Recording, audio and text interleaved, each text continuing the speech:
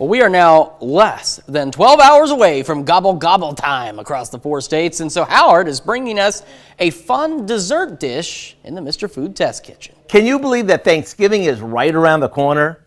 Time sure does fly by. And whether you're the one hosting this year or just a plain old guest, you know, once the turkey's gone and the first round of dishes are cleaned up, everyone is going to be focused on just one thing: dessert. So, as not to disappoint anyone, we came up with, get this, a caramel peanut pumpkin pie. It's easy, impressive, and it goes together like this.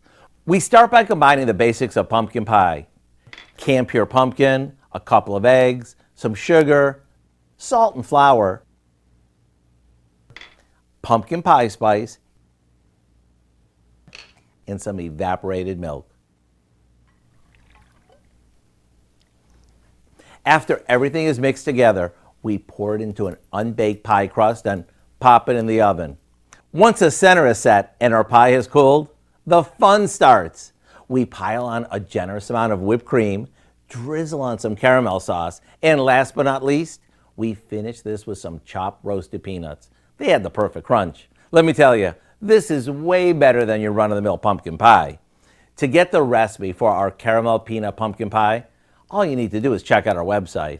I'm Howard with Kelly in the Mr. Food Test Kitchen. This is beyond amazing. Today we found a layer after layer way for you to say, ooh, it's so good.